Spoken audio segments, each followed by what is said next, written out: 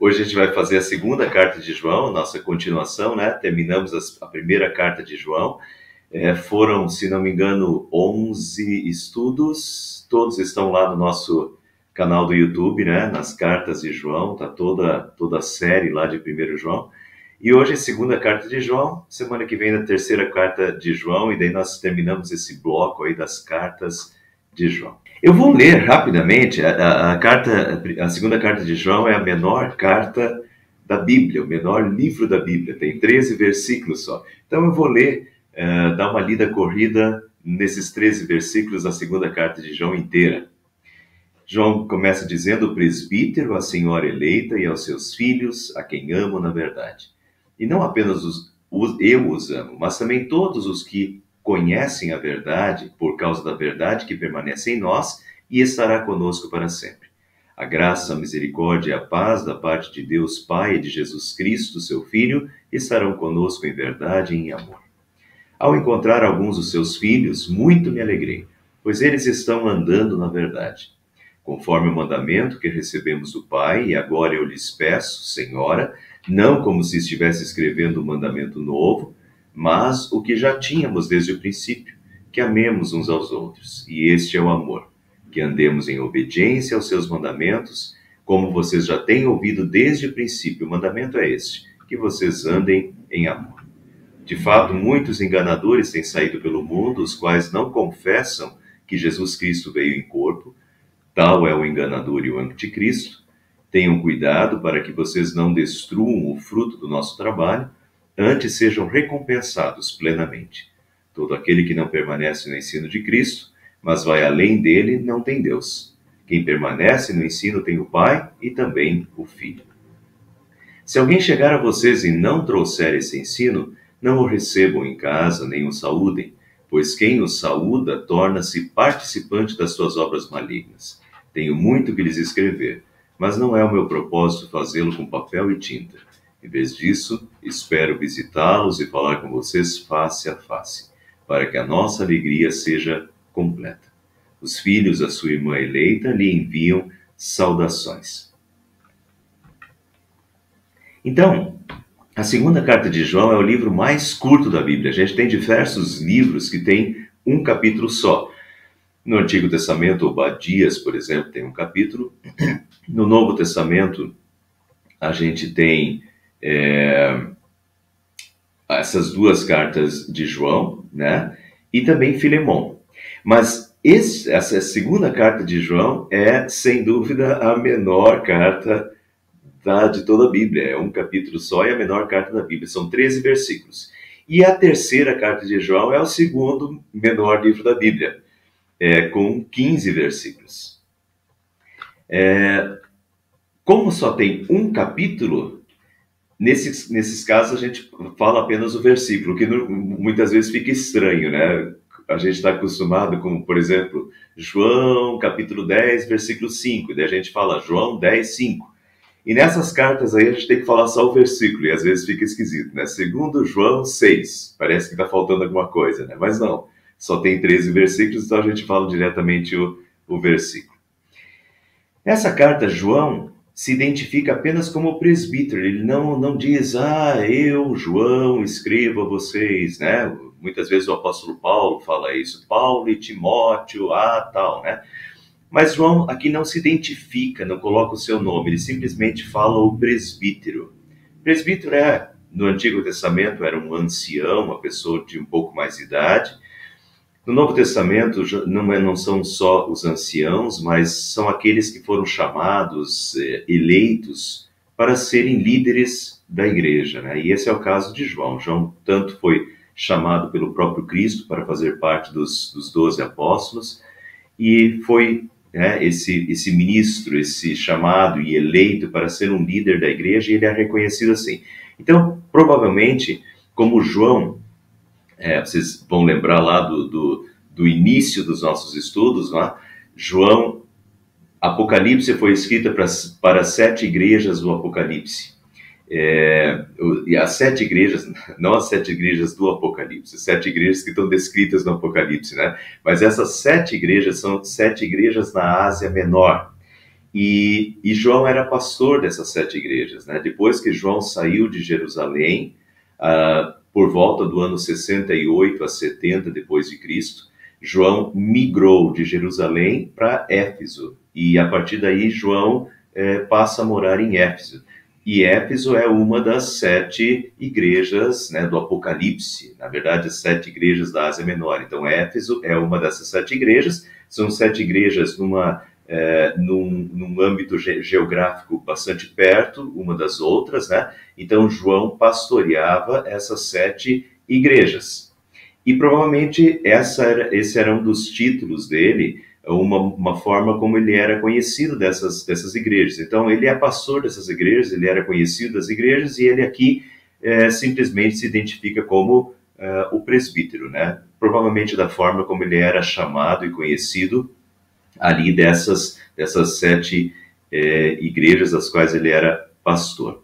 E não se tem dúvida, assim, os primeiros cristãos que escreveram nos primeiros séculos do cristianismo não tinham dúvida de que essa carta aqui era uma carta de João também, né? Então era a segunda carta de João. E João escreve para a senhora eleita e os seus filhos.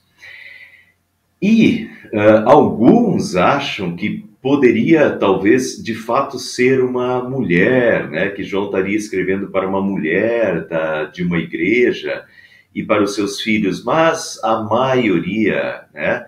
E o próprio jeito que a carta está escrita, o que João escreve, não se tem praticamente dúvida de que João estava se referindo, quando ele chama de a senhora eleita, ele estava se referindo à igreja, né? A igreja e os membros da igreja, que seriam os filhos.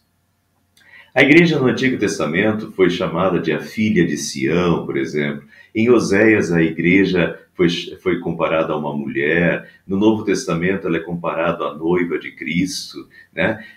Em alguns livros do Antigo Testamento, ela foi comparada a uma viúva. Então, tem várias comparações bíblicas para a igreja, né? Mas aqui, provavelmente, então, quando João fala, ele destina essa carta à senhora eleita, e aos seus filhos é a igreja e os seus membros.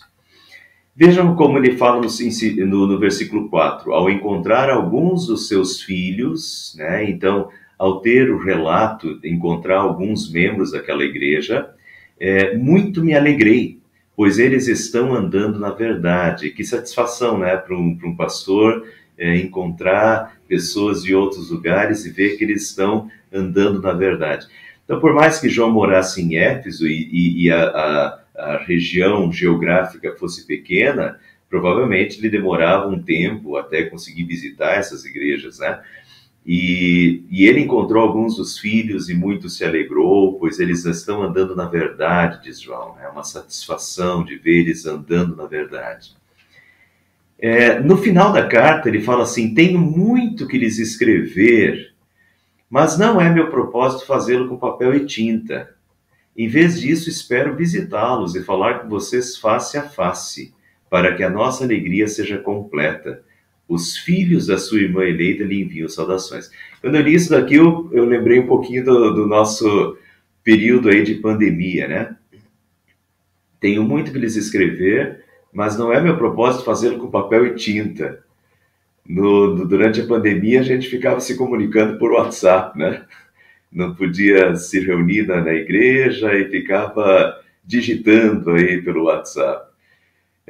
Mas em vez disso, espero visitá-los e falar com vocês face a face, né? Não tem comparação com o contato direto, né?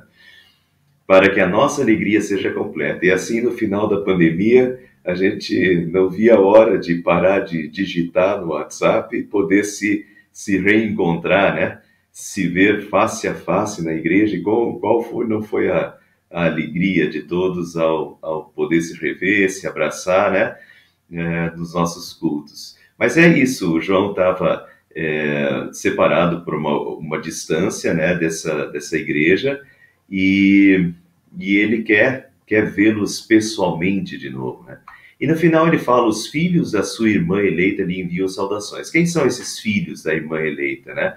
É outra igreja. Então são essas 7 igrejas que tem uma proximidade geográfica, e os filhos da sua irmã eleita lhe enviam saudações. É um jeito muito comum, o apóstolo Paulo termina as cartas citando, às vezes, diversos nomes de irmãos, né? Ah, fulano de tal manda saudações, o outro também manda saudações e tal. Hoje a gente fala assim, tô mandando um abraço, né? E é assim, muitas vezes no final das cartas, geralmente é assim. Vejam como o final dessa segunda carta de João é muito semelhante ao final da terceira carta de João, onde fica um pouquinho mais clara essa questão aqui da senhora e de quem são os filhos. Mas vejam lá, olha o final da terceira carta de João. Tenho muito que lhes escrever, mas não desejo fazê-lo com pena e tinta. Né? Veja como é semelhante o final das cartas aqui. Tenho muito que escrever, mas meu propósito não é fazê-lo com papel e tinta, e na terceira carta ele fala pena e tinta. Depois ele diz, em vez disso, espero visitá-los e falar com vocês face a face, e no final da terceira carta espero vê-lo, porque na terceira carta ele escreve só para Gaio, né? É um dos líderes da igreja, espero vê-lo em breve, então conversaremos face a face, né? A mesma questão.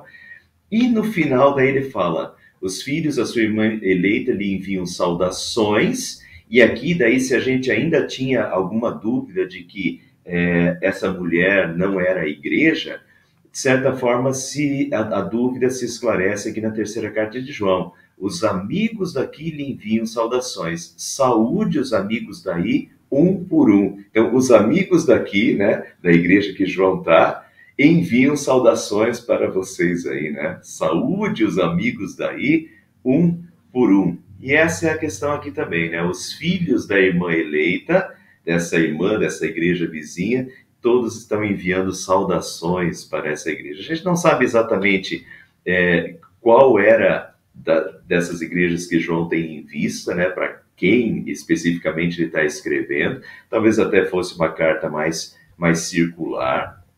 Pelo que está escrevendo aqui, talvez ele tinha alguma em mente para quem ele mandou a carta. A gente não sabe exatamente para quem foi, né? Mas então João estava numa igreja vizinha, provavelmente Éfeso, e estava escrevendo para essa senhora eleita, né? Essa igreja de uma cidade vizinha e para os seus filhos.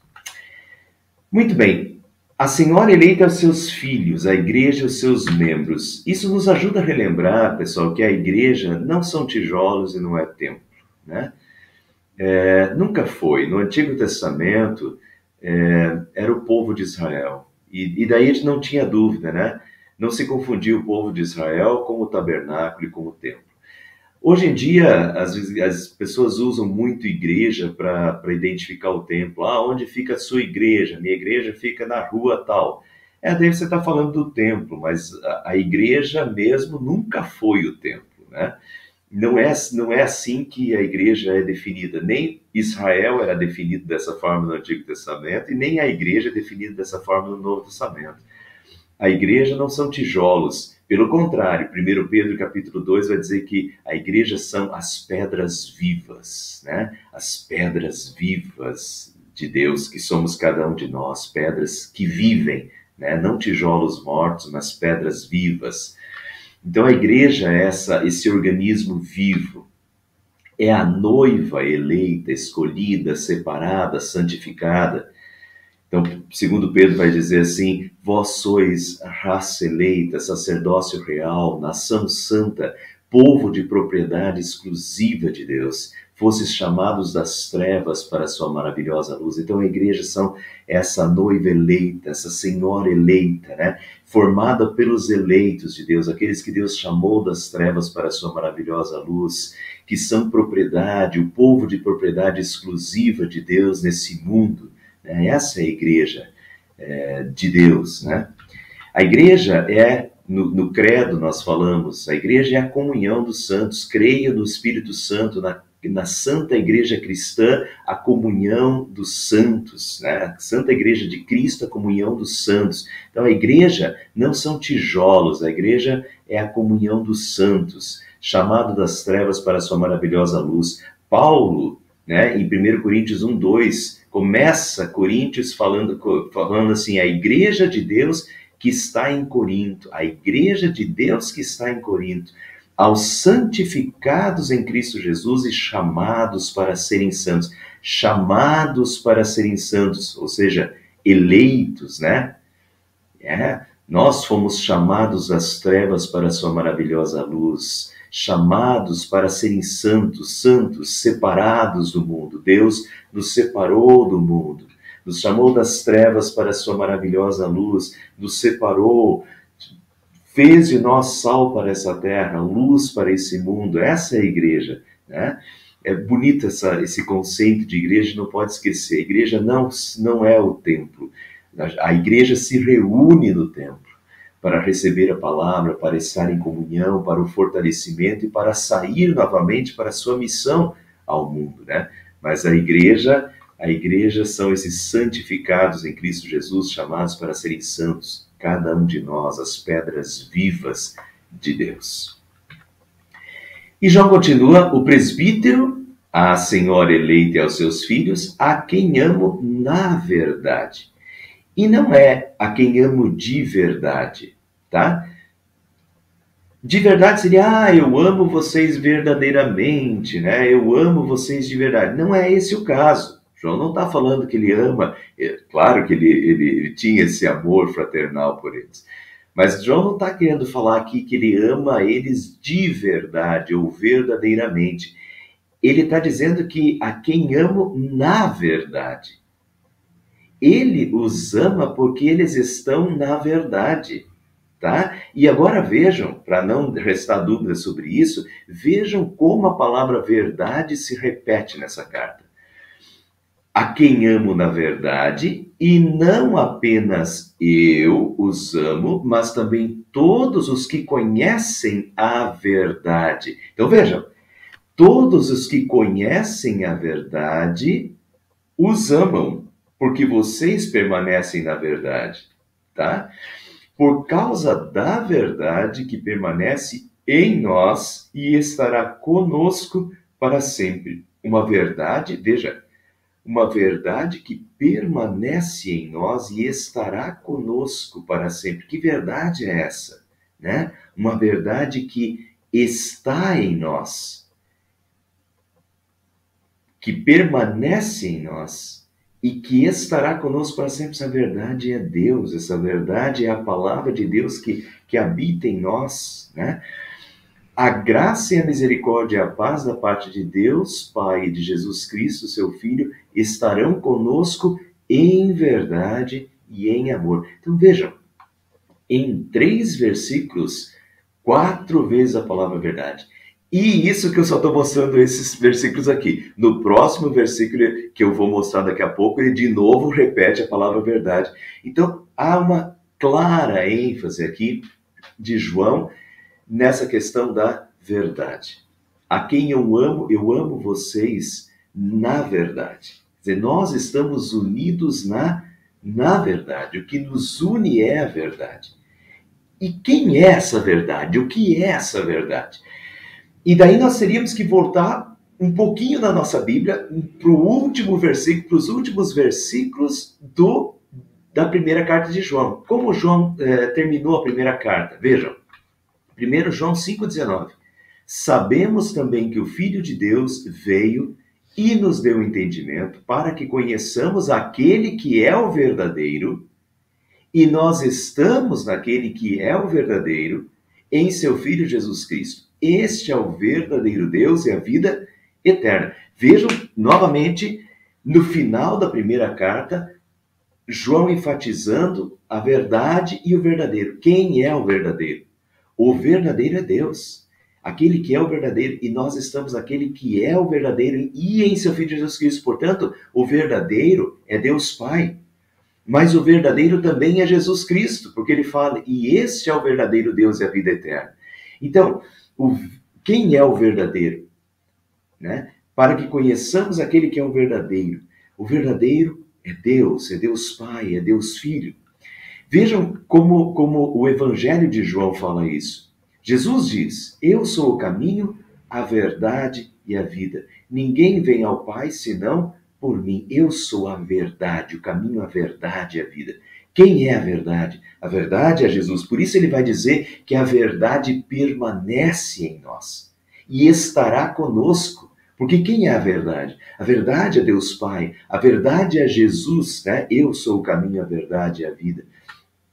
Jesus também diz em João 8,31, se vocês permanecerem firmes na minha palavra, verdadeiramente serão meus discípulos e conhecerão a verdade e a verdade os libertará. Então, o que é a verdade?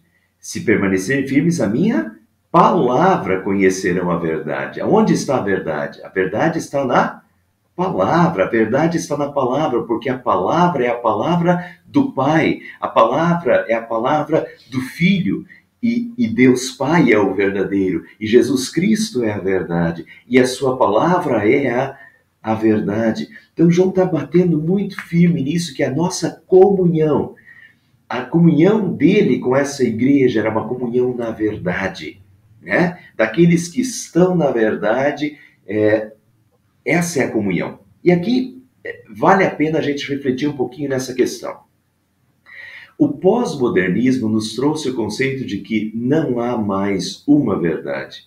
Há verdades e cada um tem a sua.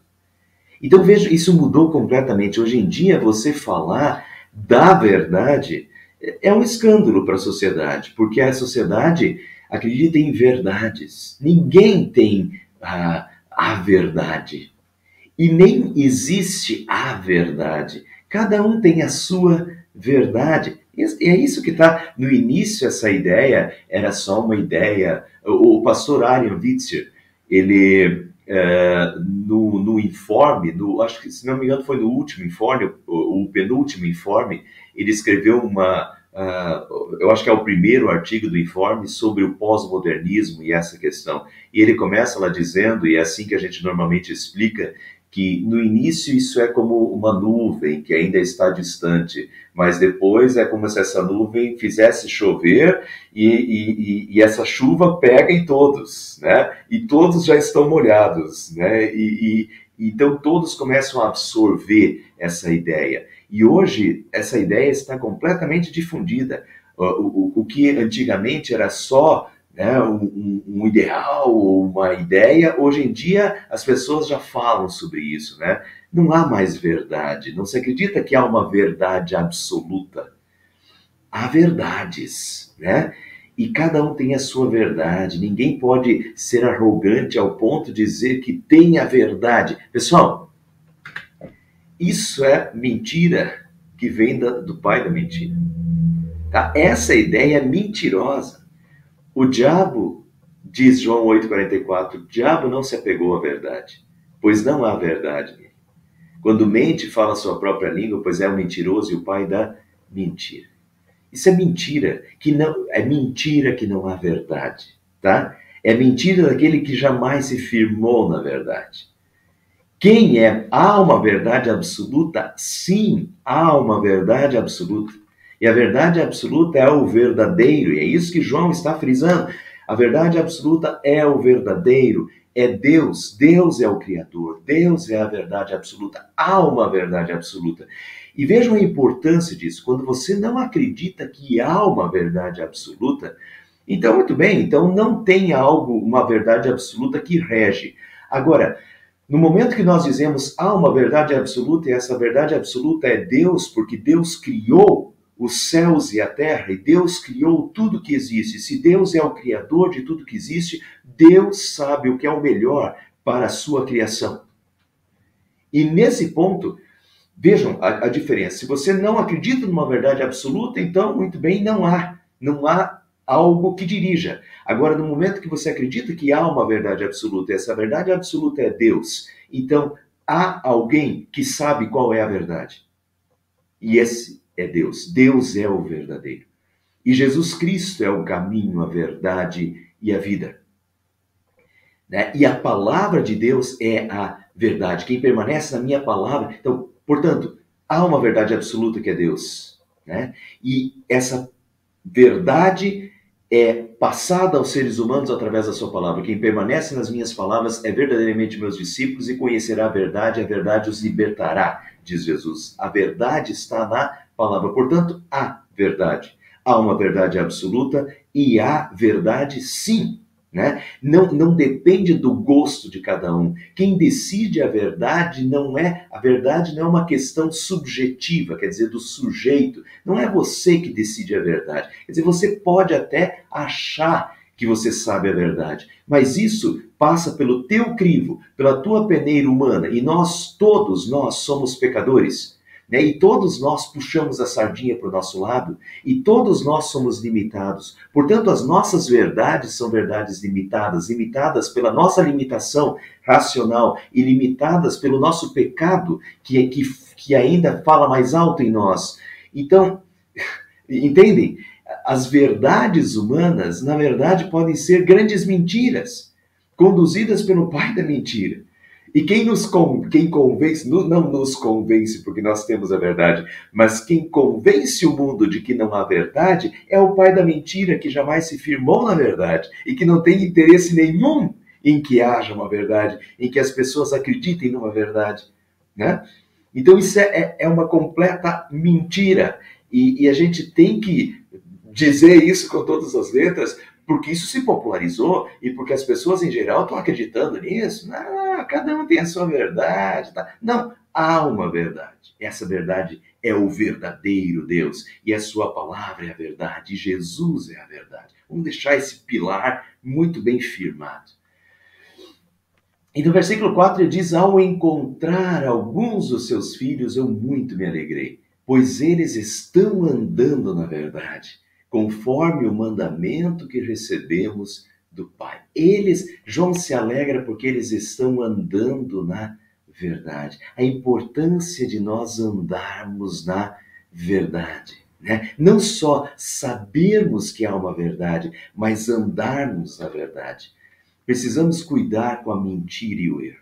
Precisamos buscar a verdade. Deus, cuidar com a mentira e o erro. Pessoal, quem viu os estudos até aqui, ficou muito claro no final de João, e eu mostrei a partir do final de João, do capítulo 5 de João, que João diz que o mundo está sob o poder do maligno. E daí eu mostrei para vocês como Jesus chama o diabo de o príncipe deste mundo, como o apóstolo Paulo fala dos poderes das autoridades espirituais que estão comandando esse mundo, como o apóstolo Paulo diz que o Deus deste mundo cegou o entendimento.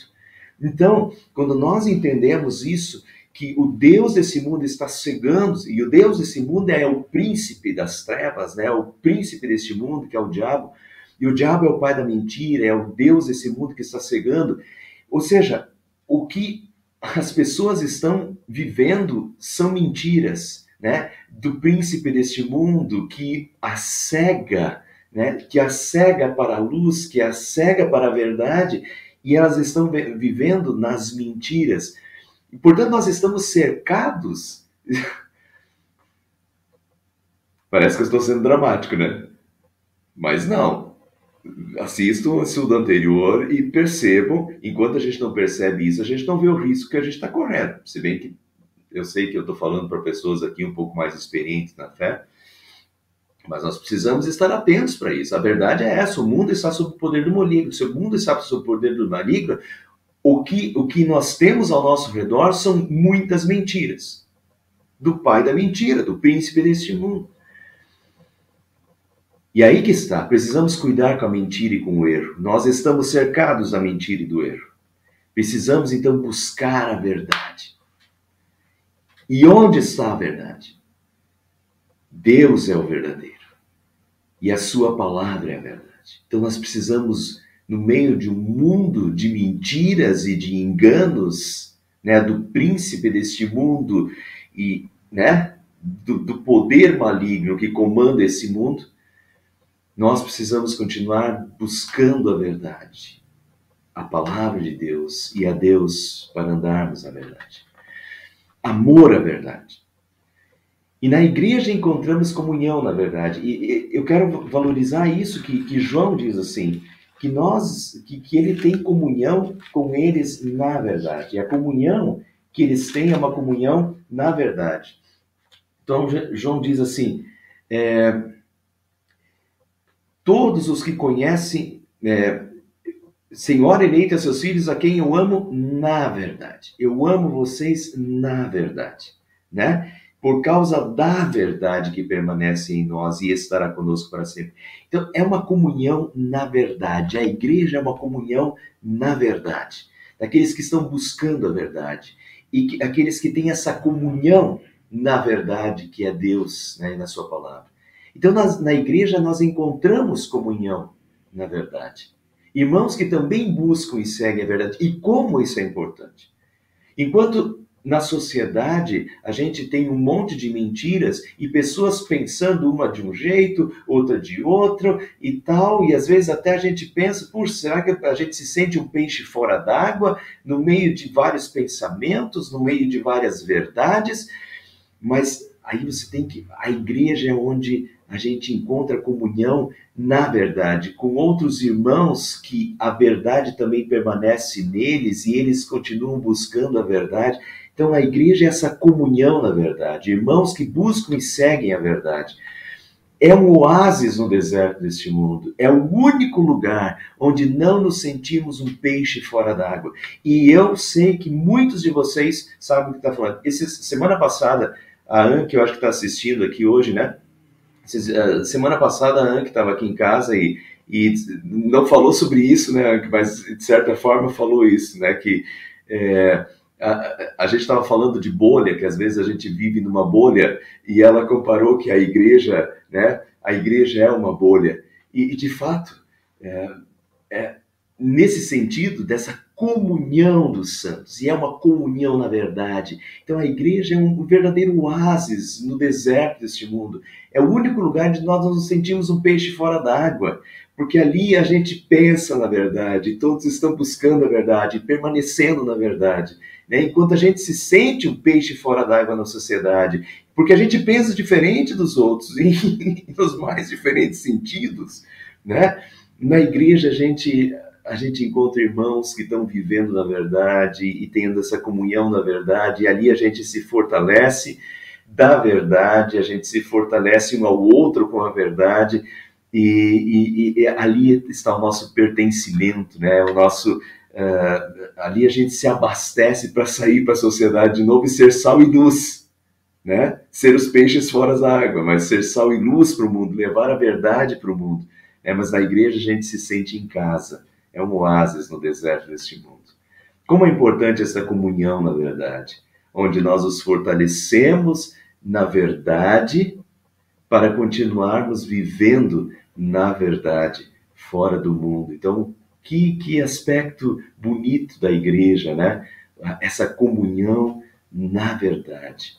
Na igreja a gente acha o verdadeiro Deus, na igreja a gente acha a palavra que é a verdade, a gente se abastece da verdade, a gente se fortalece uns aos outros, essa comunhão na verdade, para ganharmos força para de novo sairmos para a sociedade, para levar a verdade, para ser sal da terra e luz do mundo e não se deixar contaminar com as verdades, né, mentirosas do mundo.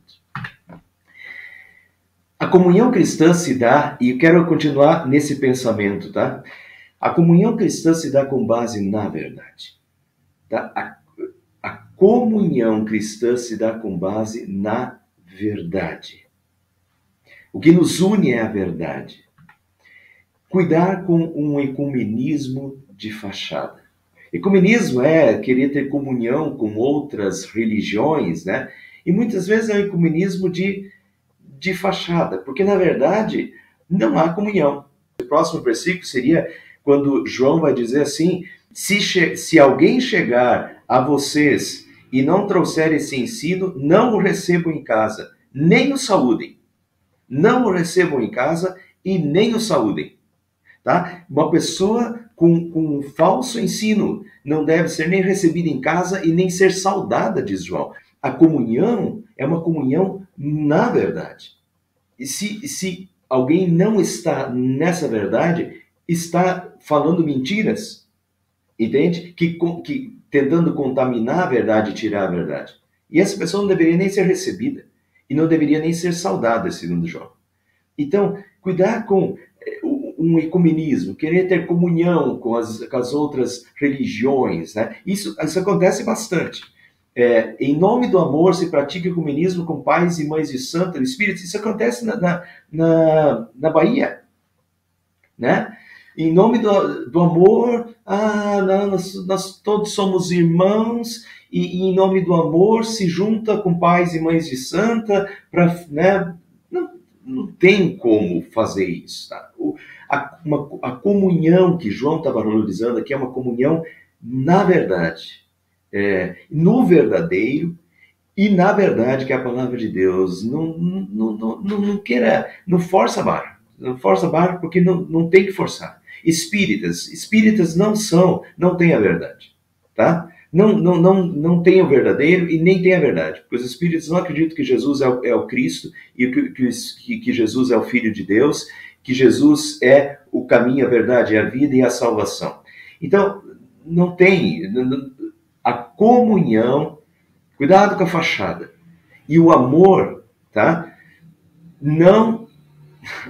O amor não justifica, porque a verdade está assim. Eu já vou mostrar isso para vocês um pouquinho melhor, tá? Mas cuidar com o ecumenismo de fachada. O mais importante não é o amor em detrimento da verdade. O amor em detrimento da verdade. Veja essa passagem aqui de Efésios 4,15. O propósito é que não sejamos mais como crianças, levadas de um lado para o outro pelas ondas, nem jogados para cá e para lá por todo vento de doutrina, pela astúcia e esperteza de homens que induzem ao erro. Antes, seguindo a verdade em amor, cresçamos em tudo naquele que é a cabeça, Cristo. Seguindo a verdade em amor. Quer dizer, você segue a verdade, você não abre mão da verdade. Não pode abrir mão da verdade. Você segue a verdade em amor, mas você não, em nome do amor, você não abre a mão da verdade. Não pode abrir mão da verdade. E é isso que está dizendo aqui.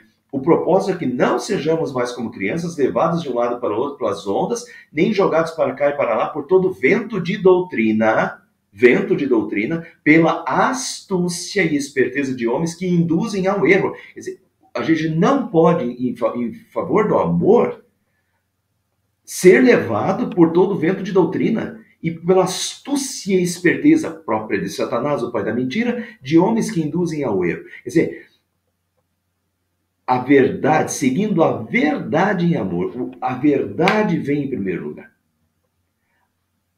Seguindo a verdade, aí nós vivemos em amor. Mas o mais importante não é o amor em detrimento da verdade. E muitas vezes as pessoas estão abrindo mão da verdade por causa do amor. Errado. E João está combatendo aqui. Esse é o problema que estava acontecendo na época com as heresias, e João está combatendo isso, né? A verdade vem em primeiro. Nós temos uma comunhão na verdade, no verdadeiro e na palavra que é a verdade. Essa é a nossa comunhão. Por isso eu vos saúdo, senhora eleita, porque vocês estão na verdade, diz João. E os irmãos aqui que estão na verdade saúdam os irmãos aí que estão na verdade. Mas a comunhão é uma comunhão na verdade. E precisa continuar sendo assim. Então, eu estou batendo bastante nisso porque eu já vi isso acontecendo. Essa questão do ecumenismo, eu passei por isso bastante quando trabalhei em Fortaleza. Tá? Isso é uma tendência de muitas igrejas começar a abrir mão da verdade por causa do amor. Não, né? O mais importante é o amor.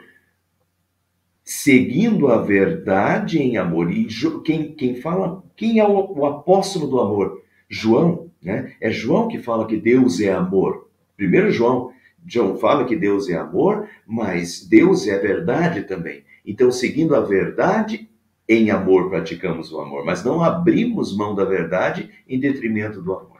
João continua dizendo assim: se alguém chegar a vocês e não trouxer esse ensino verdadeiro, se alguém chegar a vocês e não trouxer esse ensino, não o recebam em casa e nem o saúde. Pois quem o saúda torna-se participante das suas obras malignas. E daí, alguns aqui, esse versículo, antigamente, ele era mais batido. Não receba em casa, e era muito usado, às vezes, para os mormons, para os testemunhos de Jeová. Ó, não receba esse pessoal em casa, nem o saúde, né? Pois quem o saúda torna-se participante das suas obras malignas. Muito bem. Bom, eu não sei se aplica exatamente, de certa forma, assim, aos mormons, né? Aos testemunhas de Jeová, também porque negam a Trindade, mas a questão aqui não é. Vamos entender um pouquinho melhor essa questão de não receber em casa. João estava combatendo as heresias da época, né? Os falsos ensinos, principalmente daqueles que acreditavam que Jesus não tinha se feito carne, não tinha se encarnado, né? E daí João diz assim, ó, olha a sequência do texto. De fato, muitos enganadores têm saído pelo mundo. Aí isso está no versículo 7. De fato, muitos enganadores têm saído pelo mundo, os quais não confessam que Jesus Cristo veio em corpo. Tal é o enganador e o anticristo. Todo aquele que não permanece no ensino de Cristo, mas vai além dele, não tem Deus. Quem permanece no ensino, está vendo a verdade aqui na palavra? Quem permanece no ensino tem o Pai e também o Filho. Então, todo aquele que não permanece no ensino, na palavra de Cristo, mas vai além da palavra, né? Começa a ensinar o que ele mesmo pensa, vai além, não tem Deus. Quem permanece no ensino, na palavra, tem o Pai e o Filho. E muitos enganadores têm saído para o mundo. Então, essa é a questão que está por trás. Isso é o versículo 7 que vem antes. Tem muitos enganadores que têm saído pelo mundo. E aí a gente tem que entender o versículo que vem, o versículo que vem logo em seguida. Se alguém chegar a vocês e não trouxer esse ensino verdadeiro da palavra de Deus, não o recebam em casa nem o saúdem. Na época, as igrejas não tinham templos ainda. Nós estamos no primeiro século do cristianismo. Até ali tinha o templo, né? Mas o templo ficou mais com os judeus, e os judeus comandavam os templos, os sacerdotes, os fariseus, né? Eram aqueles que dominavam o templo. Então, os cristãos, e os judeus também tinham as sinagogas e tal, mas os cristãos não tinham templo nos primeiros séculos, eles se reuniam nas casas. Então, a igreja da época não tinha templo, se reunia nas casas, os irmãos se saudavam uns aos outros com a paz de Cristo, shalom, né? A paz de Cristo. Muito bem, então o que João está querendo dizer aqui? Quando ele diz que muitos enganadores têm saído pelo mundo e estão ensinando heresias, se alguém chegar a vocês e não trouxer esse ensino, não o recebam em casa nem o saúdem. Agora, quando a gente tem em vista que os cultos eram realizados nas casas, é muito provável que João esteja se referindo aqui, na verdade, aos cultos, né? Olha, se alguém vier na casa de vocês, né, e quiser participar do culto com um ensino, quer dizer, querendo ensinar alguma coisa que não está de acordo com a verdade, né, com o ensino da verdade, então não o recebam em casa e nem o saúdem, né? Nem o saúdem com a paz do Senhor, porque esse cara nem é irmão. Ele está vindo com uma doutrina diferente, ele está vindo com um ensino diferente. É uma perversão da verdade. E provavelmente é isso que João tem em vista aqui. Portanto, João estava falando para não acolher no culto alguém que ensinava uma doutrina errada. Tratar alguém assim como irmão, saudá-lo com a paz de Cristo, como se tudo tivesse bem, né? O politicamente correto, não, você é nosso irmão, tal. Tratar alguém assim como irmão, saudá-lo com a paz de Cristo, era gerar confusão. Talvez uma pessoa mais simples da igreja, né? No momento que se saúda assim, a pessoa vai acreditar no que a pessoa está falando, no que o outro que está ensinando errado está ensinando, porque, enfim, é um irmão. Então, não. Nem o saúde como irmão, não o saúde com a paz de Cristo, porque essa saudação é uma saudação para irmãos em Cristo, né? Então não gere confusão e não se torne cúmplice dos erros ensinados. Então você não permita que ele não o receba em casa, que ele participe do culto, esse cara não pode falar, não pode participar, porque está ensinando o erro, tá? Isso não quer dizer que uma pessoa que não é cristã não possa vir no culto. Claro que pode.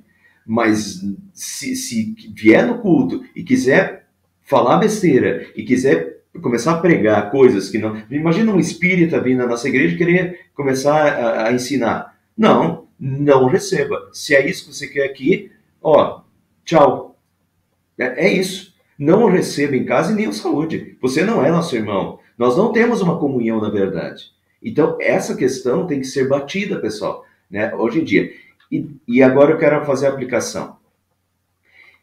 O mais importante não é o amor em detrimento da verdade, seguindo a verdade em amor. E a aplicação é a seguinte: quem está sacrificando a verdade hoje em nome do amor? Né? Pergunta. Talvez vocês tenham outras respostas que eu tenho. Eu tenho algumas e já vou fazer algumas cogitações. Mas quem está sacrificando a verdade hoje em nome do amor?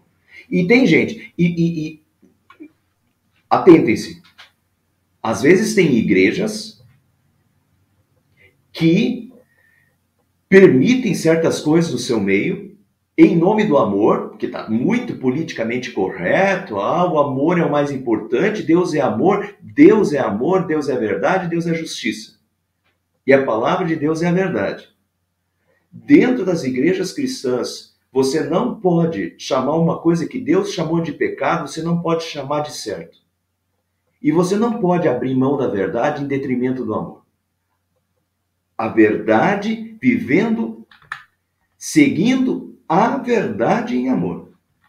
Nós não amamos o pecado, mas nós amamos o pecador. Mas nós não abrimos mão de dizer que uma coisa é pecado. E tem igrejas que estão começando a abrir mão da verdade por causa do amor. Mas Deus é amor, então tá, deixa o pecado? Não, pecado é pecado.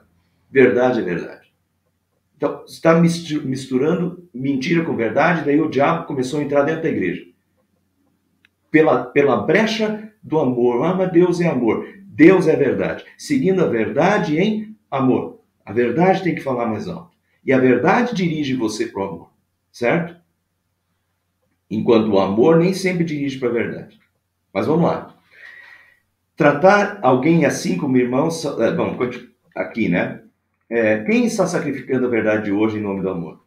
Quem não deveria ser recebido e nem saudado porque está ensinando uma mentira sobre Deus e sobre Cristo? Vou dar 2 exemplos para vocês. Muito próximos, exemplos que eu vivi.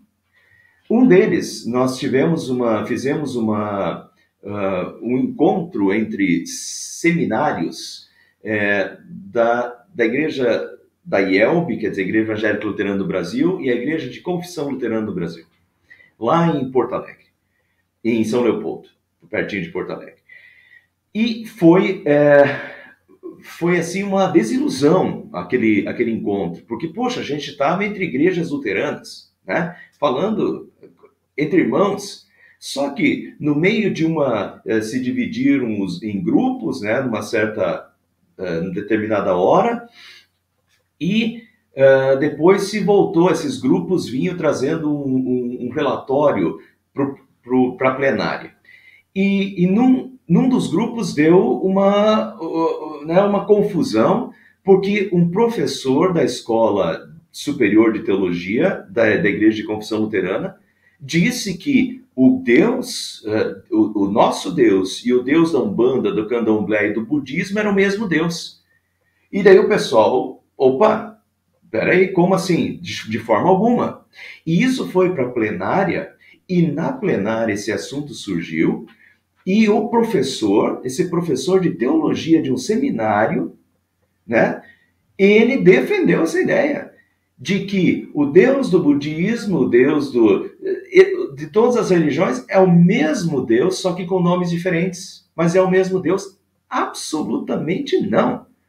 Então, uma pessoa dessa não tem a verdade, porque isso é mentira, né? Deus não é o mesmo em todas as religiões, basta ver o que cada religião acredita que você já vai ver que Deus não é o mesmo. Absolutamente não. Isso é uma mentira. Então, uma pessoa dessa, olha, eu não estou colocando toda a igreja. Tem gente muito séria dentro da igreja de confissão luterana. tá? Tem pastores, tem professores e tem muita gente muito séria que eu posso chamar de irmão. Agora, esse professor desse seminário, eu não posso chamar de irmão, porque não é verdade o que ele ensina.